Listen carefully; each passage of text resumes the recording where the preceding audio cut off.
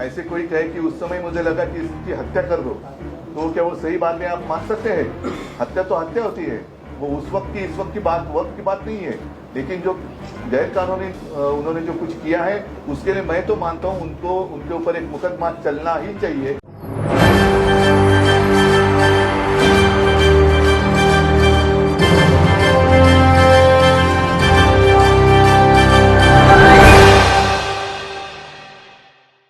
क्या महाराष्ट्र विधानसभा अब भंग होने वाली है? और महाराष्ट्र विधानसभा के भंग होते ही क्या महाराष्ट्र में दोबारा चुनाव शुरू होने वाले हैं? और महाराष्ट्र में दोबारा चुनाव अगर होते हैं तो उद्धव ठाकरे क्या फिर से सीएम कुर्सी पर बैठ पाएंगे? और क्यों आखिरकार बीजेपी में जो बगावत शुरू हो गई है उसके बाद उद्धव ठाकरे की तरफ से ये कहा गया कि महाराष्ट्र विधानसभा को भंग कर दिया जाए, दोबारा से चुनाव करवाए जाएं, क्योंकि दोबारा चुनाव होंगे तो ही जाकर महाराष्ट्र सही ढंग से चल पाएगा। नमस्कार, मैं हूं राहुल शर्मा, आप देख रहे हैं SPN न्यूज़। स्वागत है आप सभी का आज के इस प्रोग्राम में। और प्रोग्राम की शुरुआत महाराष्ट्र से। महाराष्ट्र की सियासत अब उफान पर है। महाराष्ट्र में लगातार सियासी हालात कुछ ऐसे हो गए हैं कि कभी भी कुछ भी हो जाएगा और कभी भी पासा पलट जाएगा, क्योंकि एकनाथ शिंदे को बीजेपी ने दूध में से मक्खी की तरह निकाल कर फेंक दिया है। देवेंद्र फडणवीस को बीजेपी सीएम बनाने का फैसला कर चुकी है और ऐसे में एकनाथ शिंदे का कहना है कि मेरे पास क्या मिला, झुंझुना बजाने के लिए। तो जब सीएम कुर्सी ही नहीं रही तो फिर पार्टी में रहकर क्या करेंगे, या विधायकों के साथ रहकर वो कैसे पार्टी में खुद को मेंटेन कर पाएंगे, खुद को कैसे पार्टी में संभाल पाएंगे, ये एक सबसे बड़ा सवाल है। लेकिन सबसे बड़ा सवाल तो ये भी खड़ा हो रहा है कि उद्धव ठाकरे क्या इस उम्मीद में हैं कि एकनाथ शिंदे अपने तमाम विधायकों को लेकर उद्धव के पास चले आएंगे, और क्या मातोश्री के दरवाजे खुले हैं। ये बयान देकर उद्धव ठाकरे ने ये कह दिया है कि विधायकों को कहीं भटकने की ज़रूरत नहीं है, शिंदे को कहीं भटकने की ज़रूरत नहीं है, उनकी अपनी पार्टी, उनका अपना दरवाज़ा खुला हुआ है। दरअसल समझिएगा, महाराष्ट्र में कुछ इस तरीके के हालात अचानक से बन गए कि धीरे धीरे एकनाथ शिंदे को किनारा किया जाने लगा। इस बात की समझ शिंदे को आ गई थी और यही वजह है कि शिंदे धीरे धीरे समझने भी लग गए थे कि शायद बीजेपी ने गेम खेलना शुरू कर दिया है। यही वजह है कि बार बार एकनाथ शिंदे की अगर बात करें तो उन्हें पार्टी से अलग रखने की कोशिश, मीटिंग से अलग रखने की कोशिश की जाती है। और जो ज़्यादातर फैसले हैं वो देवेंद्र फडणवीस के द्वारा लिए जा रहे थे या दिल्ली से फैसले लिए जा रहे थे, जिसके बाद ये देखा गया कि एकनाथ शिंदे को ये पता चल गया कि बीजेपी अब देवेंद्र फडणवीस को मुख्यमंत्री बनाना चाहती है। तो यहीं पर शिंदे समझ गए।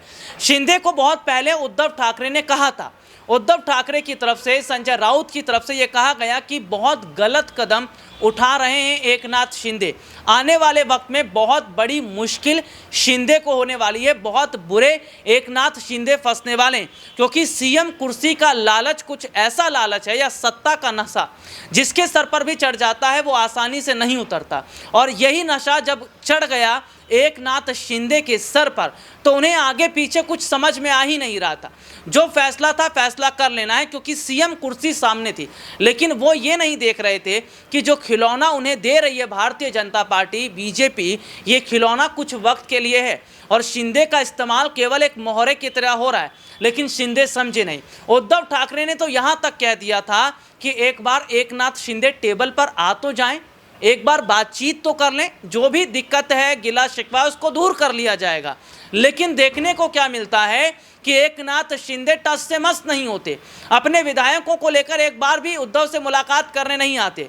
और ऐसे में Uddhav Thackeray floor test pass नहीं कर पाते। विधायकों का संख्या बल कम था, बीजेपी के पास ज़्यादा हो गया, सरकार बीजेपी ने बना ली। उद्धव ठाकरे ने तो कहा था कि ये तो वक्त की बात है।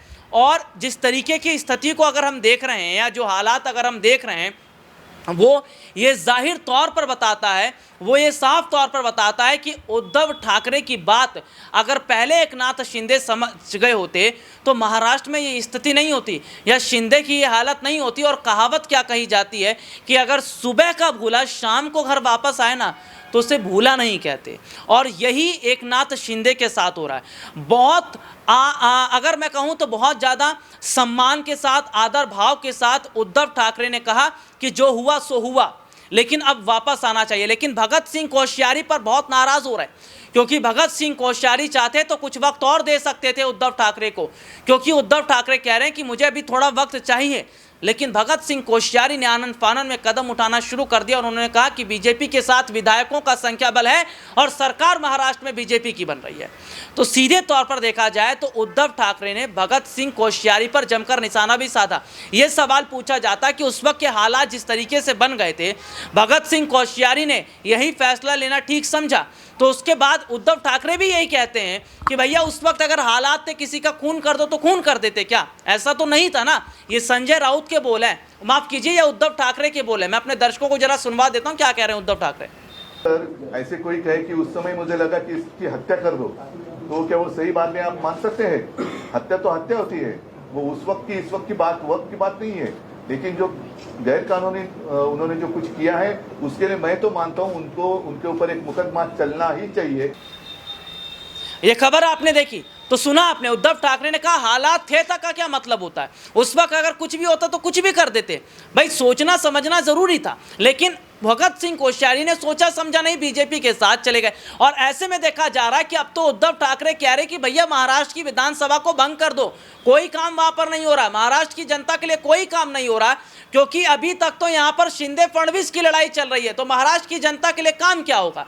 यह देखा जा रहा है कि देवेंद्र फडणवीस तो बहुत पहले से ही चाह रहे थे कि मुख्यमंत्री कुर्सी उन्हें मिले, सीएम कुर्सी उन्हें मिले, लेकिन माना जाता है कि उन्हें फोन आता है दिल्ली से पार्टी आलाकमान का कि अभी फडणवीस आप बैठे रहिए, चुप रहिए, आपको जगह दी जाएगी, आप अपने नेता हैं। तो देखने को मिला कि फडणवीस उस वक्त चुप हो जाते हैं और सीधे सीधे तौर पर देखने को मिलता कि शिंदे को कुछ वक्त के लिए खिलौना दिया सीएम कुर्सी वाला, अब उनसे छीन रहे। सुप्रीम कोर्ट में 16 विधायकों की जो अयोग्यता का जो मामला है, देखिए अगर बात कहूं तो वो मामला सुनवाई आगे के लिए टाल दी गई है, लेकिन कहा जा रहा है कि अगर फैसला आ जाता तो 16 विधायकों की तो भाई गई इनकी सदस्यता, क्योंकि सीधे तौर पर इसमें तो शिंदे भी जुड़ रहे हैं और यही वजह है तो मामला कोर्ट में आगे सुनवाई आगे बढ़ा दी है। लेकिन कहीं ना कहीं जिस तरीके से देखा जा रहा है कि बीजेपी ये कह रही है कि भाई शिंदे नहीं संभाल पा रहे या शिंदे की जगह जो है अब फडणवीस को दिया जाना चाहिए, तो एकनाथ शिंदे ये कह रहे हैं कि वाह क्या खेल खेला है भारतीय जनता पार्टी ने, बीजेपी ने। इस तरीके का हश्र उनके साथ होगा और बीच मझधार में छोड़ देगी भारतीय जनता पार्टी, ये बात तो उन्होंने कभी सोची भी नहीं थी। तो क्या वाकई एकनाथ शिंदे अब कभी भी इस्तीफा दे सकते हैं? क्योंकि शिंदे के इस्तीफे को लेकर बहुत सारी खबरें आ रही हैं, चर्चाएं हो रही हैं, जिसमें कहा जा रहा है कि शिंदे अब बीजेपी के साथ नहीं रहेंगे। जरा आप समझिएगा कि बिहार में क्या होता है, नीतीश कुमार बीजेपी से अलग हो जाते हैं, आरजेडी के साथ चले जाते हैं। यही कहानी थी ना, क्योंकि नीतीश बीजेपी के साथ काम नहीं कर पाते या बीजेपी की चालाकी को वो समझ गए। महाराष्ट्र में भी यही हुआ, शिंदे के साथ शिंदे भी समझ गए। तो क्या वाकई उद्धव ठाकरे को महाराष्ट्र का अगला मुख्यमंत्री होना चाहिए? और क्या वापसी शिंदे को अपने विधायकों के साथ महाराष्ट्र में मातोश्री का जो दरवाज़ा है वहाँ चले जाना चाहिए? देखिए इन सब के बीच में पार्टी के सिंबल और कमान को लेकर भी थोड़ा चर्चा करना ज़रूरी है, क्योंकि पार्टी के असली मालिक, असली हकदार उद्धव ठाकरे हैं और बाला साहब ठाकरे की संतान है। तो जाहिर तौर पर पार्टी का कमान, पार्टी का सिंबल, पार्टी की जिम्मेदारी वो उद्धव ठाकरे के पास आनी चाहिए। लेकिन देखने को क्या मिलता है कि सब कुछ शिंदे छीन लेते हैं बीजेपी के दम पर। लेकिन अब शिंदे ये कह रहे हैं कि तमाम जो चीज़ें उन्होंने छीनी है वो सब वापस लौटाएंगे उद्धव ठाकरे को, और इसके असली हकदार उद्धव ठाकरे हैं, क्योंकि बीजेपी के बहकावे में आ गए थे एकनाथ शिंदे और ताबड़तोड़ फैसला करते चले गए। लेकिन एक चीज़ ये देखिएगा कि संजय राउत की फाइलें खुलती हैं लेकिन उद्धव की फाइलें नहीं खुलती हैं। क्यों? क्योंकि ये कहा गया कि जब महाराष्ट्र में सरकार बदलेगी तो एक बार भी उद्धव पर कोई कदम नहीं उठाया जाएगा या उद्धव के खिलाफ कोई फाइल नहीं खोली जाएगी, और वही हुआ। यानी कि दोस्ती कहीं ना कहीं शिंदे ने उद्धव के साथ निभाई और वो दोस्ती देखने को मिली भी है। तो क्या वाकई महाराष्ट्र में विधानसभा अगर भंग हो जाती है और दोबारा चुनाव अगर हो जाते तो एकनाथ शिंदे क्या विधायकों के साथ उद्धव के साथ खड़े रहेंगे और क्या उद्धव एक बार फिर मुख्यमंत्री बनेंगे? क्या लगता है आप तमाम दर्शकों को कमेंट करके ज़रूर बताइए। फिलहाल आज के लिए इतना ही, आपसे फिर दोबारा मुलाकात होगी, तब तक के लिए इजाज़त दीजिए, नमस्कार।